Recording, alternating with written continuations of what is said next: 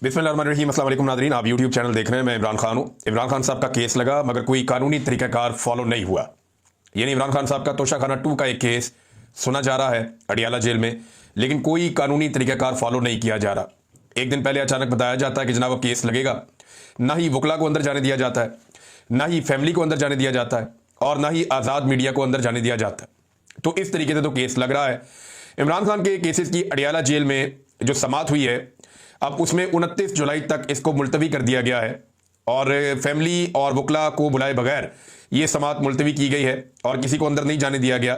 इमरान खान साहब से मुलाकात नहीं करवा रहे इदारे, वो नहीं चाहते कि इमरान खान साहब सामने आए और खुलकर बात करें, क्योंकि इस वक्त इमरान खान साहब जिस मोड में चले गए हैं या जिस तरह वो चारहाना हो गए हैं, उसकी वजह से पाकिस्तान की मिलिट्री एस्टेब्लिशमेंट में परेशानी है कि ये आदमी जिस लेवल पे चला गया है इस वक्त इसको फेस करना मुनासिब नहीं लग रहा उन्हें। वो डरे हुए हैं और वो इमरान खान साहब का सामना नहीं कर सकते, लिहाजा इमरान खान की फैमिली को भी नहीं मिलने दे रहे। जज ने बार बार अंदर से पैगाम भिजवाया, लोग अंदर से गए भी। इमरान खान साहब की बहनों ने यह बताया कि लोग हमारे पास आए, उन्होंने कहा जी कि जज साहब बुला रहे हैं, जज साहब बुला रहे हैं उनकी फैमिली को भी, जज साहब बुला रहे हैं उनके वकला को भी।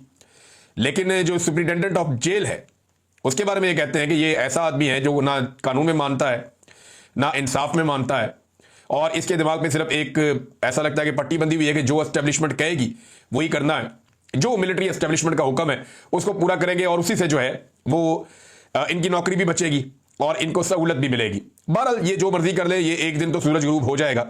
मिलिट्री एस्टेब्लिशमेंट के इक़्तिदार का सूरज भी गुरूब हो जाएगा एक दिन, और एक दिन ये जो झूठी हुकूमत है ये भी धड़म से गिर जाएगी और ये अपने बोझ से ही गिर जाएगी।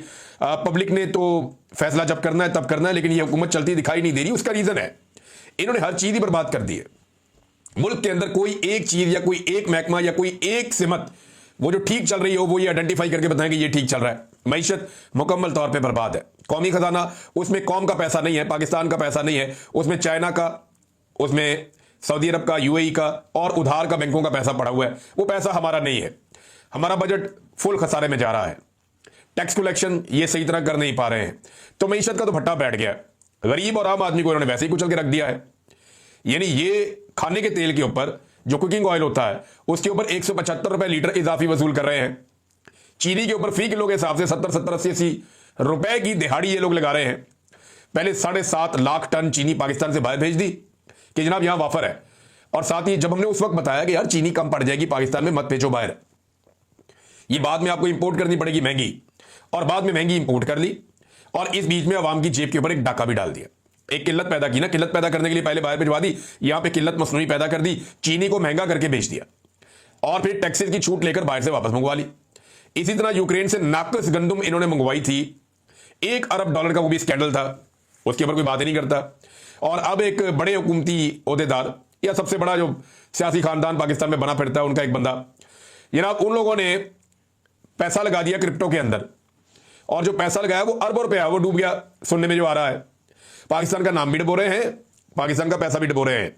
और इसहाक डार साहब जो है उनकी हालत तो यह है कि इस वक्त पाकिस्तानी अवाम और पाकिस्तान का मीडिया सब लोग उन पर भड़के हुए। इन लोगों ने कौम को चूना लगाया, कौम को बेवकूफ बनाया, बार बार कौम को यह कहते रहे कि मुशर्रफ ने पकड़ के आफिया सदीकी अमेरिका के हवाले की थी, हम लेकर आएंगे। नवाज शरीफ ने कौम को यह चूरन बेचा।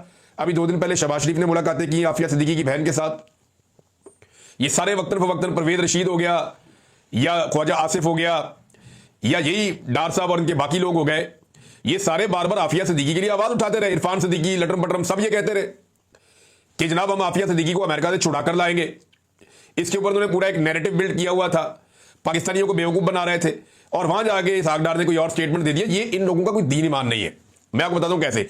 ये ना ताजिर लोग, और मैं लॉजिकल बात करूंगा, गुस्से में बात नहीं कर रहा। देखिए ये जो शरीफ खानदान है या इनके साथ जो जुड़े हुए लोग हैं, इनका कोई दीन ईमान नहीं है। नवाज शरीफ का भाई जो है वो आफिया सदीकी की बहन के साथ बैठकर आफिया सदीकी की रिहाई के लिए बात करता है, शहबाज शरीफ।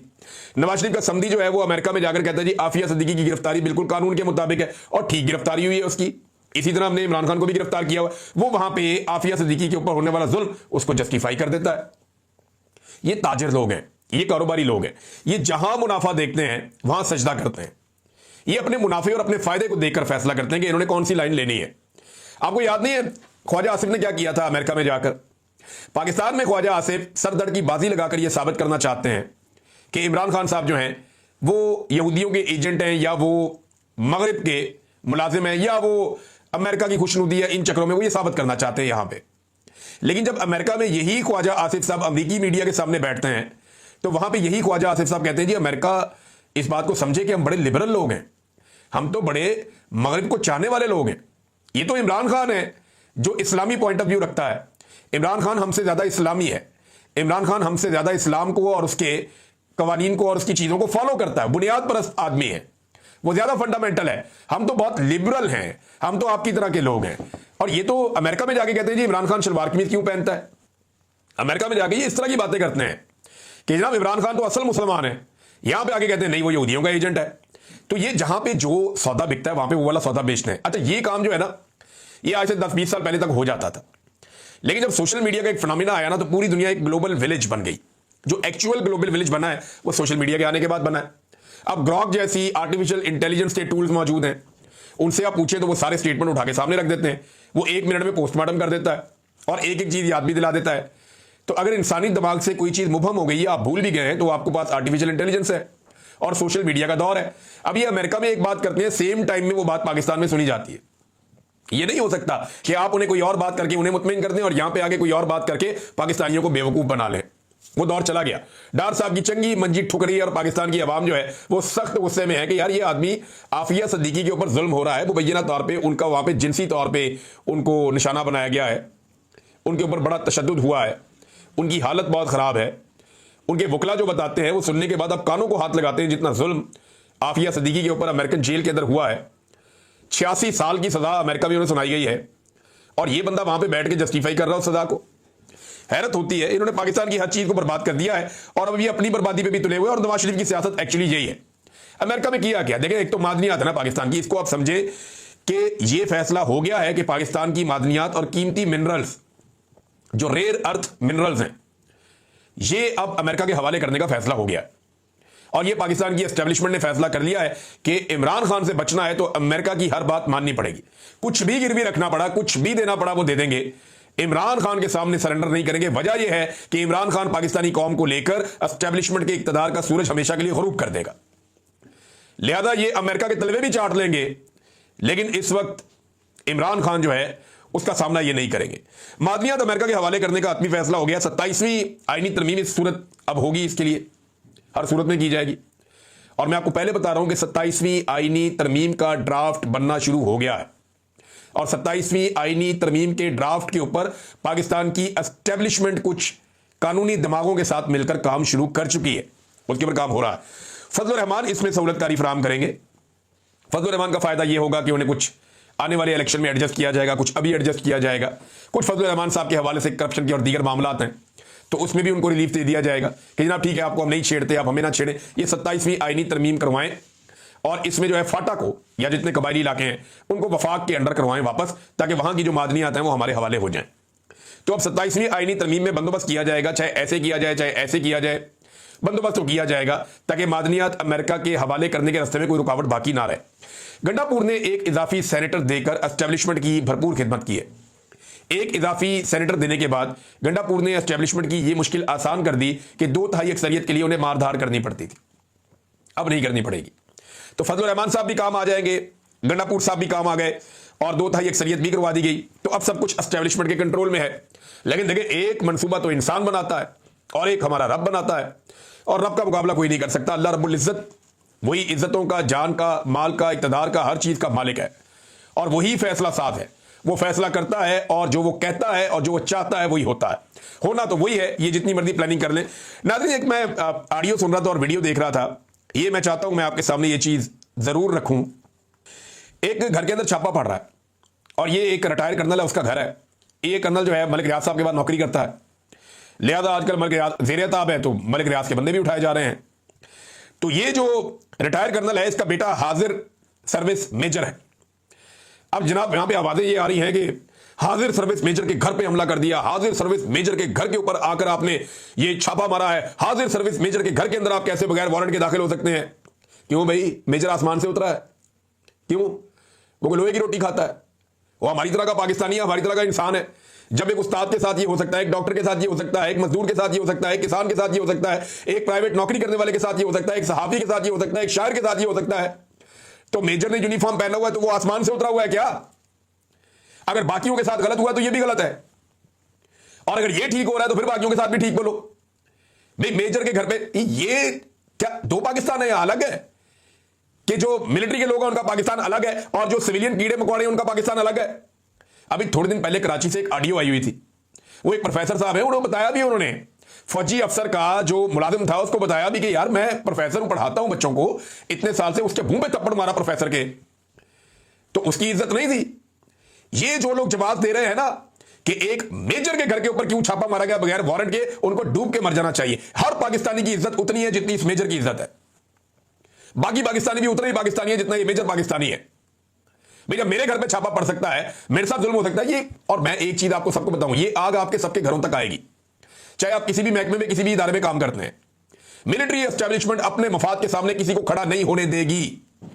ये अपने मफाद के सामने कुछ बर्दाश्त नहीं करते। मुझे कहते थे आईएसआई के लोग, जब मैं उनकी हिरासत में था, गैर कानूनी हिरासत में, मुझे कहते थे इमरान साहब हम जानते हैं आप मुहिब वतन आदमी है, लेकिन हमारी ये मजबूरी है, आप हमें बाहर सूट नहीं करते, ये वो कहते थे।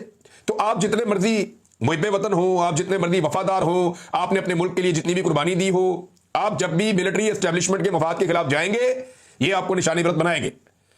आपको जनरल अमजद शोएब साहब याद है, सारी जिंदगी फौज की खिदमत की, उठा के उसको जेल में डाल के उसका तस्वीर बना के लगा दिया। कितने ही लोग ऐसे हैं जिनके ऊपर बदतरीन तशद्दुद किया गया जो फौज में सर्व कर चुके हैं। वो ये कोई फर्क नहीं पड़ता इससे कि ये फौजी है या वो, सब पाकिस्तानी है। किसी के घर में भी घुसेंगे तो उतनी तकलीफ होनी चाहिए, चाहे कोई गरीब आदमी हो, चाहे किसी का एक कमरे का घर हो, चाहे कोई किसान है या मजदूर है, उसकी भी इज्जत उतनी है जितनी किसी मेजर की या जनरल की या किसी की भी इज्जत हो सकती है। तो ये एक तो मैं ये बता रहा हूं। मुझे इस ऑडियो में सिर्फ एक चीज पर प्रॉब्लम हुआ, बहरहाल बगैर वारंट के घरों में ये घुसते हैं और बगैर वारंट के घरों में छापे मारते हैं। जो इन्हें हुक्म दिया जाता है उसके बाद ये वही काम करते हैं जो इन्हें हुक्म मिलता है। और नाज़रीन दूसरी तरफ देखें, जो इस वक्त मौजूदा हुक्मरान है उनकी तरजीहात क्या है, ये आपको मैं एक दिखाता हूं। ये देखें, आसिफ अली जरदारी की सालगिरह है और पूरी कौम को चाहिए कि जरदारी साहब को जाके हैप्पी बर्थडे कह के आए, क्योंकि सिंध हुकूमत ने, ये डॉन अखबार है, ये 2-3 और अखबार हैं, ये देखें उर्दू में और अंग्रेजी में सारे अखबारात में सिंध हुकूमत की जानिब से पूरे सफ़े के ऊपर आसिफ अली जरदारी साहब को सालगिरह की मुबारकबाद दी गई है कि यानी बड़े अलमबरदार किस्म के बंदे हैं आसिफ अली जरदारी साहब, और पाकिस्तानी अवाम की जानिब से सलाम पेश किया जा रहा है जरदारी साहब को, और सालगिरह मुबारक के पूरे सफ़े के इश्तिहार छापे जा रहे हैं। ये कौम के पैसों से करोड़ों रुपया खर्च किया जाता है, अरबों रुपया खर्च किया जाता है इन लोगों की जाती तशहीर के ऊपर। भाई अगर आपने इश्तिहार छापना था पूरे सफ़े का तो चंगी भले पैसे हैं पीपल्स पार्टी के पास। पीपल्स पार्टी से ज़्यादा पैसा किसके पास है? मौजे ही मौजे हैं इनकी, तो बेशुमार पैसा है इनके पास। तो भाई पीपल्स पार्टी वालों को चाहिए था अपनी जेब से इश्तिहार छपवा देते, लेकिन सिंध हुकूमत की जानिब से इश्तिहार छपवाएंगे। अवाम के पैसे से आसिफ अली जरदारी को सालगिरह की मुबारकबाद दी जा रही है। अभी आप ट्विटर पे एक पोल करवा लेना कि क्या आप आसिफ अली जरदारी को सालगिरह की मुबारकबाद देना चाहते हैं, तो लोग आपको बता देंगे वो भी सालगिरह तो बच्चों की होती है। आप इतने बड़े आदमी को, वो बूढ़ा आदमी है अपनी जिंदगी का आखिरी टाइम गुजार रहा है, उसको आप सालगिरह की मुबारकबाद दे रहे हैं, और वो भी अवाम के पैसों से आप दे रहे हैं। अवाम के पैसों से जरदारी साहब की, कायदे आजम की सालगिरह पे तो मुबारकबाद नहीं देते आप, जो बाबा कौम है। अल्लामा इकबाल की सालगिरह पे मुबारकबाद ऐसी इतने बड़े पूरे सफ़े के इश्तिहारात देना आप, जो शायर मशरिक है।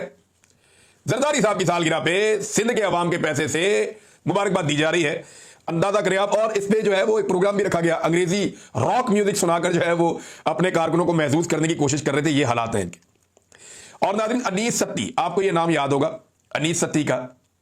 ये शख्स 8 माह पहले, ये नौजवान शहीद हो गया था और इसे गोली मारी गई थी डी चौक में। मुझे अच्छी तरह इसके वालिद की आंखें याद हैं, यानी वो अब मैं जब भी कभी तस्वीर देखता हूं मुझे बड़ी तकलीफ होती है, बड़ी तकलीफ होती है वो आंखों की तस्वीर देखकर कि उसकी आंखों में इतना दर्द और इतनी तकलीफ थी। जो सत्ती साहब इनके वालिद हैं, अनीस सत्ती के, मुझे बड़ी तकलीफ होती है वो तस्वीर देखकर। आज वो बंदा जो उसको वहां शहीद किया गया था सिक्योरिटी फोर्सेज की जानिब से गोली मारकर, पता चला जी उसके खिलाफ मुकदमा दर्ज कर दिया गया कि इसने वॉल चॉकिंग की है। कैसा घटिया और बेहुदा निजाम है पाकिस्तान में कि इन्हें इस बात की समझ नहीं है कि ये पहले इंसानों को कत्ल करते हैं फिर उनकी लाशों की तजलील करते हैं। ये नाज़रीन पाकिस्तान में हो रहा है। और अदालतें इंसाफ कहां दे रही हैं? जरा अदालतों का इंसाफ भी आप चेक कर लीजिए कि ये नईम हैदर पंजूता साहब ने एक इंफॉर्मेशन शेयर की है, बड़ी इंटरेस्टिंग है, कि आज रात के 2 बजे तक फैसलाबाद में 9 मई का ट्रायल चलता रहा। जज साहब को कहा गया कि जल्दी ट्रायल खत्म करके अपोजिशन लीडरान शिबली फराज, उमर अयूब, हामिद रजा और दीगर को सजा दें ताकि उनको गिरफ्तार करके वहां इलेक्शन करवा के अपनी सीटें बढ़ाई जाएं। जज साहब, काश आप कोई ऐसी हदायत असल दहशतगर्दों के मुकदमों में भी ले लेते और उस पर अमल करते, गरीब के लिए भी रात तक समाअत होती, असल चोरों, डाकुओं, मुल्क के लुटेरों के लिए भी इस वक्त तक अदालत चलती। कानून तो खत्म था लेकिन इखलाकियात भी खत्म है। ये नईम हैदर पंजूता साहब ने इंकशाफ किया कि जनाब आधी आधी रात अदालत लगी हुई हैं और आधी आधी रात को जो है वो फैसले सुनाए जा रहे हैं, आधी आधी रात को जो है वो ट्रायल चलाए जा रहे हैं। और ये हो क्यों रहा है? क्योंकि पाकिस्तान की मिलिट्री एस्टेब्लिशमेंट ये चाहती है कि जिस पॉलिटिकल पार्टी को वो पिछले 2-3 साल में पूरी तरह नहीं कुचल सके, उसको अब अदालतों के जरिए से बलडोज किया जाए और अदालतों के जरिए से कुचला जाए। ताकत से इन्होंने कुचलने की कोशिश की, इनसे नहीं हुआ। सियासी इन्होंने खेल खेला, इनसे नहीं हुआ। ब्यूरोक्रेसी से, बेशुमार चीजों से, मीडिया से कुचलने की कोशिश की, नहीं हुआ। सोशल मीडिया और मीडिया पे बहुत पैसा खर्च किया, इनसे नहीं हुआ। अब ये अदालतों के जरिए से पूरी तरह कुचलने की कोशिश कर रहे हैं, तो करके देख लें। अगर ये फॉर्मूला भी आपका नाकाम हो गया ना, तो अवाम के पास सिर्फ एक ही फॉर्मूला है। जिस दिन अवाम ने डंडा उठाया या जिस दिन अवाम सड़कों पे आ गई, तो इनको छुपने के लिए जगह भी नहीं मिलेगी, इनको चिल्लाने के लिए जगह भी नहीं मिलेगी, इनको अपने दर्द और दुख सुनाने के लिए भी जगह नहीं मिलेगी। अवाम इनका किबला चंद घंटों में दुरुस्त कर देगी, इनकी तबीयत साफ कर देगी अवाम, जिस दिन पाकिस्तान की अवाम खड़ी होगी। क्योंकि पाकिस्तान की अवाम ने एक दिन आएगा कि इन माफियात को लगाम डालनी है। आज डाल दें, 10 साल के बाद डाल दें, जब दिल करे तब डाल दें, लेकिन ये होना है और ये लिखी बड़ी बात है। इसको आप महफूज करके रख लें कि एक दिन आएगा कि पाकिस्तान की मिलिट्री एस्टेब्लिशमेंट सियासत से तौबा करेगी और सिर्फ अपने आईनी हद तक महदूद हो जाएगी। ये होगा एक दिन, और ये पाकिस्तानी अवाम ही करेगी और किसी का करने का इरादा ऐसा सच नहीं है। नाज़रीन, अब तक के लिए इतना ही। अपना ख्याल रखिएगा, अपने चैनल का भी। अल्लाह हाफिज।